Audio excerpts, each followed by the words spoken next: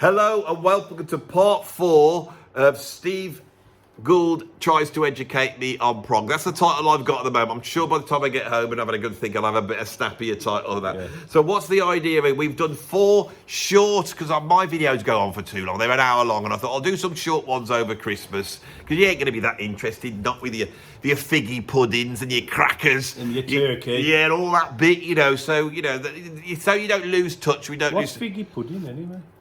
What is it? It's what good King Wenceslas eats. I imagine. Sounds disgusting. Good King Wenceslas. So what's for tea, good King Wenceslas? Bring us your figgy pudding. Whatever that is. Figgy pudding. Sounds disgusting. I've mentioned that quite a few times recently. I just came out with it. Have you got a draw? I don't even know what it is. I'm assuming it's made out of figs. And it's a pudding? Yeah, but in the old days, their idea of pudding, I mean, it's like black pudding. I mean, black pudding is basically a blood sausage. Yeah. Blood sausage. Now, that could be the name of a Krautrock band, couldn't it? Blood sausage. Yeah. You could call you anything that's stupid. You can name. Could be a name for anything. You could call it figgy pudding. Figgy pudding could be it. Yeah. Could be it. So, on the idea of this is Steve Gould here is my friend, right? But he's not only my friend.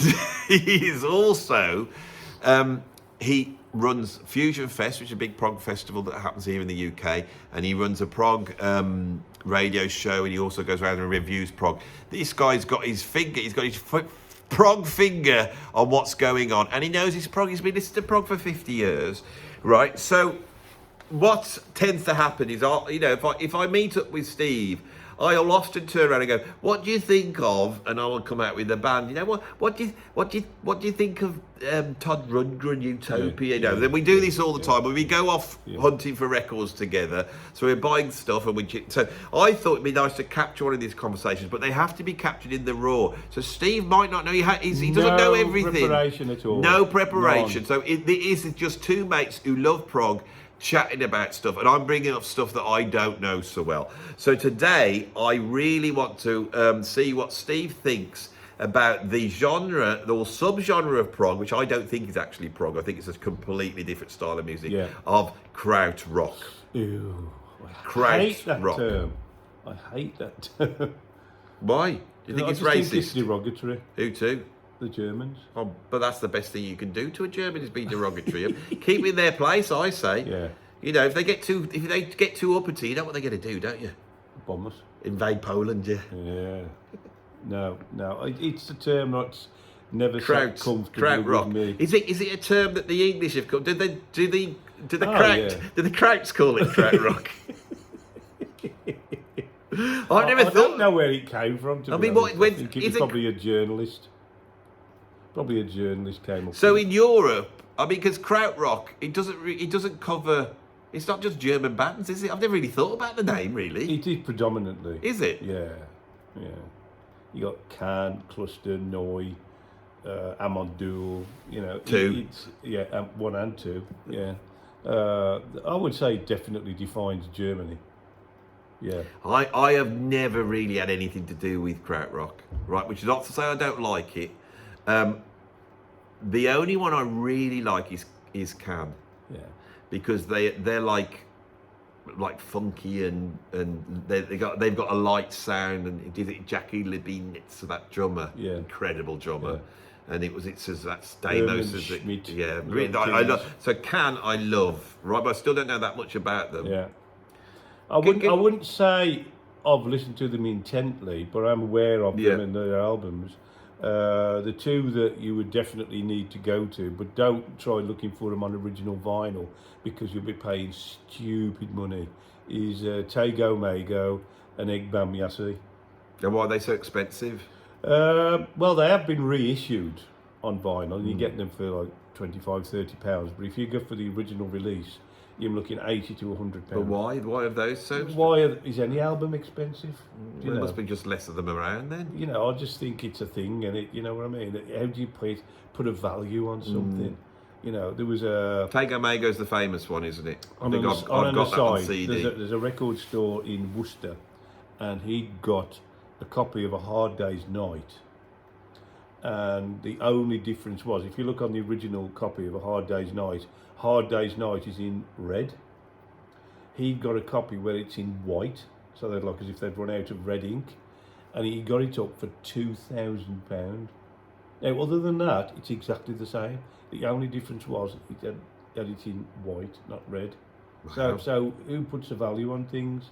Do you know what I mean? So when you say, why is it more expensive to buy the original version, you could say the same about the early Gentle Giant stuff. You know, that's going for like £300-400. You just can't get it, you know. And when I sold my original vinyl collection, because when the kids were little and we needed the money, and we thought vinyl was dead because CD was on the up and up. When I look at some of the albums that I sold back in the day, how much they're going for now, I could cry, you know, because okay, I didn't get a bad amount of money for them at the time, but if I was selling them now, it'd be in the thousands, you know. The amount of times I'm revisiting an artist I used to like, and I have some vague memory of being up at, say, ST Records or maybe up in Wolverhampton. Can't remember what the name of that shop was, and I'd be thumbing my way through, and I'd see some artists, and I remember thinking, oh, £2.50, shall I buy this album now? And then I've put it away, and I've remembered it. All these years, I've remembered that I didn't buy that album. And then I think, oh, I'm going to get it now, I'm going to go. So I go online and look at it, it's 180 quid. And I think, bloody hell, I could have just bought it for £2.50. I remember, why has this one gone through the roof? You know, and when we go record buying, we always go and look at the 5-bit boxes. That's it, £5 or 5 for 20 quid. Yeah, and it's and you go into these boxes, and it's brilliant, but you know who's going to be in there. And I tell you, it's like Rick Wakeman will always be in there, won't he? Yeah. And the obvious Yes albums will always be there, and Genesis. But you're never going to see a Gentle Giant album in there, not in a million years. The only one I ever saw, and I bought it, was Giant for a Day. I got that for a tenner. That's crap. But that's probably their worst album. But I got that for a tenner. You know, I thought I'd go have it for a tenner, you know.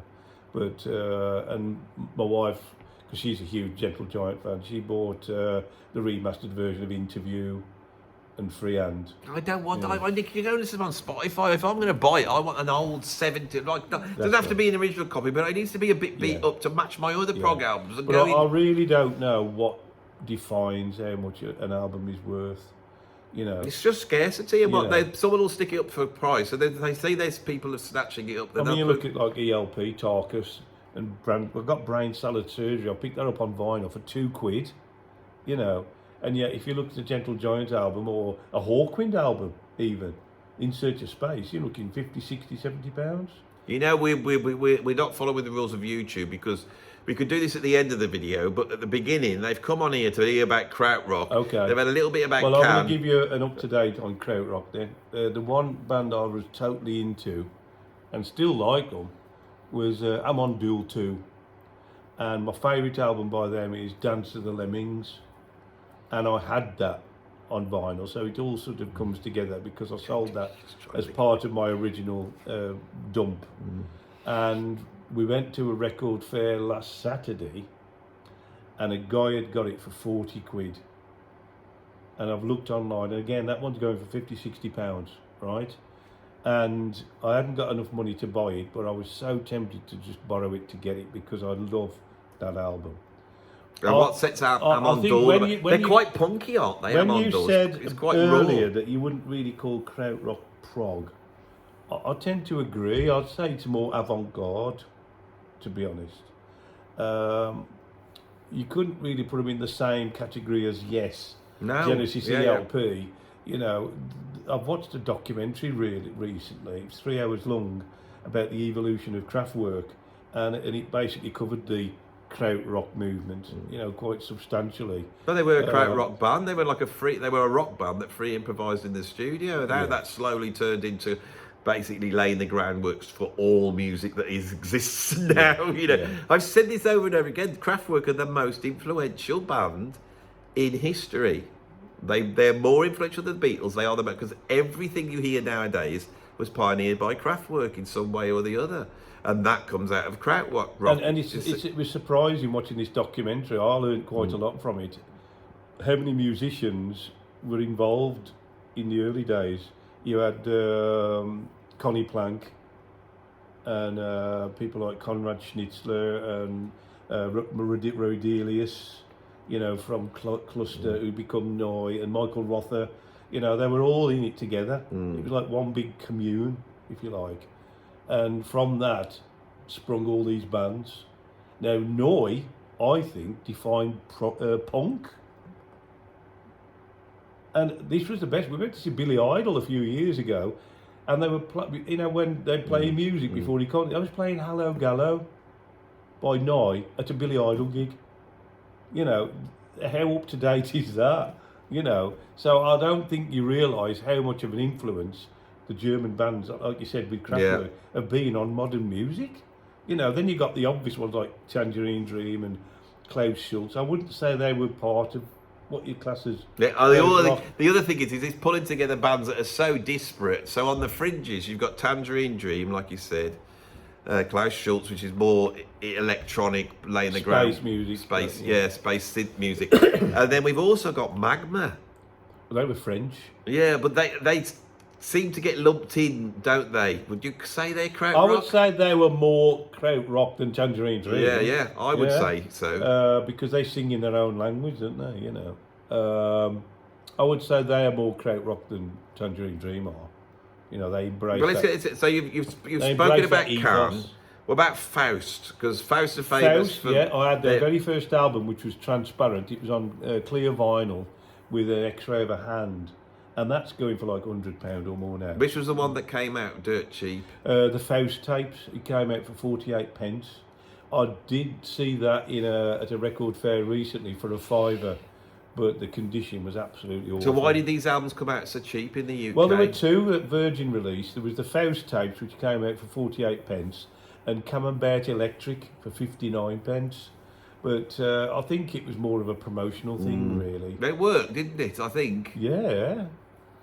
But Faust, I mean, there's only 3 tracks on the album, and to say it's different is an understatement. They use samples, they use... it's just... there's nothing else like it. Yeah. There's nothing else like it. If you have to listen to this music on headphones, ideally, because there's that much separation going on, and there's so much going on. I mean, they use things like concrete, cement mixers, and saws and all. They use. Now, here's an interesting thing. What do you think of this? Is because all these bands, I think Amundul 1 is one of the first Krautrock bands to really emerge, is it? Then they turn into Amundul 2, so we really see this beginning around about 1970 and not really kicking into 72. But what they're doing, to me, sounds very much like what Pink Floyd was doing after the Piper at the Gates of Dawn, especially things like Gumma and those albums. Yeah. Were I would Pink say Floyd Pink Floyd were a huge influence on the early German, because watching that documentary, you know, they said that they felt they had to define their own music. They didn't want it influenced by Western culture. Yeah. You know, because that was, at the time, you'd got, you know, like the 70s rock, 80s rock, and you got it going on in England. And because of the, you know, I think it was just the way that their minds work over there, they felt that they needed to establish their own style, their own music, which is why it's quite unique. And why do you think it gets lumped in the prog genre? I mean, it really does. I mean, if you bought Prog magazine and they had a big thing on Faust, no one would bat an eyelid. It's weird. But if you had a big, you know, like a big thing on, say, I don't know, big train or something. Yeah, I find it very weird that it's put in the prog genre completely. I think the trouble is, with prog, it's a broad church, isn't it, really? I mean, I look at some of the albums I've got, and there's such a disparate selection. You know, on the one hand, you've got like the really weird stuff, like Krautrock, for example, which is art rock, come avant-garde, and then you've got the more what you call conventional prog, like early Yes, and then in the middle you've got everything else going on. You know, and I think that's one of the things I like about prog, because you can't really pigeonhole it. You know what I mean? You can't say, well, if you want to listen to prog, listen to Genesis.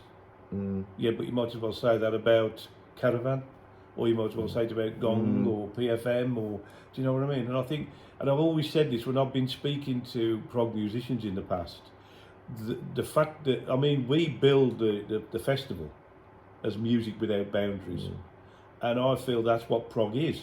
It's music without boundaries, because you can put anything in there. I mean, Pendragon put a rap in one of their songs and got berated by the fans. But hats off to Nick Barrett for doing that. Did he do the rap?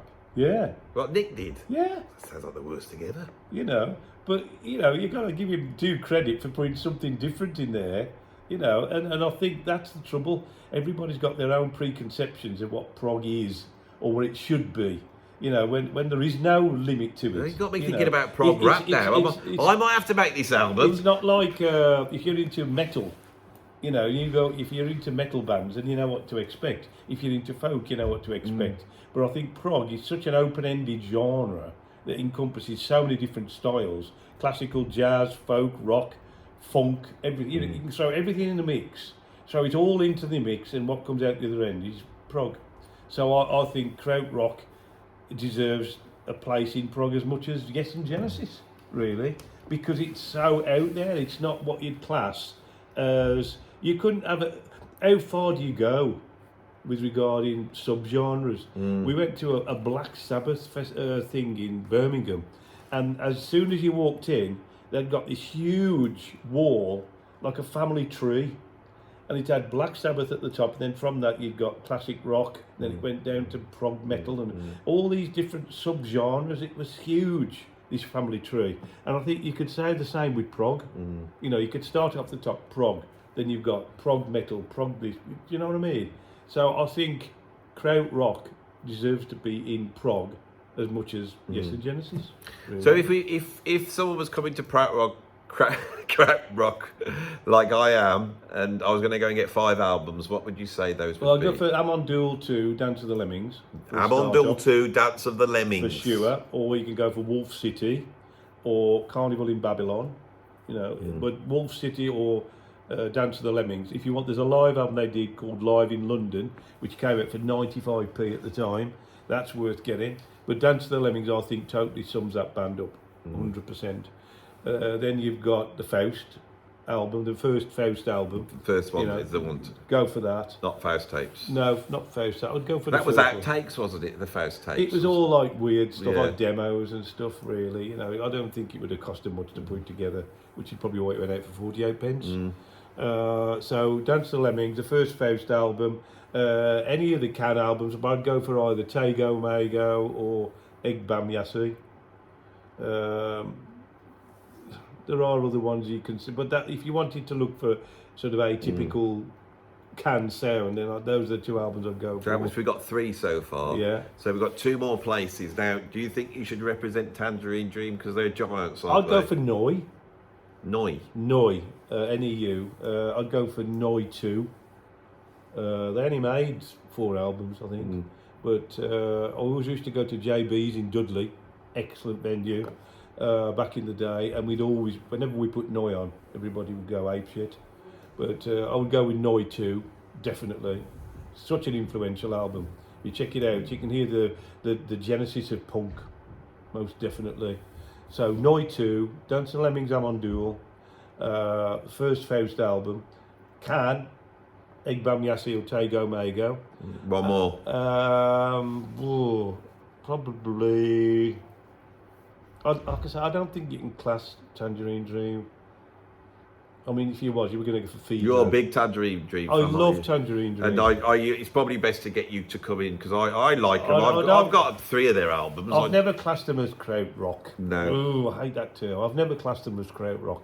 I'd class them as electronic instrumental music or space music. If you're looking for atypical Krautrock music, then you've got to go for Faust, Amon Duel, Can, Noi. Probably Cluster, one of the Cluster albums. But I don't know what Cluster really are. But there's bands like Popol Vuh, you know, that's another band. It's bigger than you think, the Krautrock scene. So we need that one. I know what they're like. They're anal retentive. But you see, the thing. We need a. I don't think it's a thing anymore, Krautrock. Do you know what I mean? We still need it. We've only got 4. We need the 5th one. But it's of its age. Do you know what I mean? It's of its age. I would go for a Kraftwerk album, probably. Now, the first 2 albums were re-released as a double, Kraftwerk 1 and 2, so I'd go with that. And if you've heard Autobahn and you expect that's what you're going to get on the first 2, No. you're not going to get that at all. No. They're probably, of the albums you've just listed, they're the most way out, aren't Starting they? to go for more commercial side. Yeah. So the first 2 Kraftwerk albums, which were released as a double, Amon Duel, Down to the Lemmings, the first Faust album, most definitely, Noi 2, and either Egbam Yassi or Tego Mago Boykan. I think you have excelled yourself on this one. Thank you. And I think those 5... I was keeping the best till last, guys. Yeah, because he hasn't been so good on the other ones, but he just is. That's the way it is. That's the way the cookie crumbles, you know. Sorry. You know, he's not as knowledgeable as I thought. I actually think that what's been interesting is he's actually you've boosted me up because I have been able to pull out some knowledge, haven't I, on some of the ones I didn't know so well. So I think it's of late I've got more into more modern prog. You know, like the younger bands, because I see them as the future. You know, like District 97 and Ghost of the Machine and all that. You know, I tend to sort of, because I've championed them. You know. Right, so we're going to do one more video then. Are we? Yeah. While you're here, oh, you ready? We've done this full. We're going to do one bonus. A bonus. Yeah, we're going to Special stop. features. So, like, subscribe, check the links down below. Go to your website. What's it called? thesundayclub.net. Go and check out what's going on there. You know all the drill. Come on, it's Christmas. I can't be arsed with that.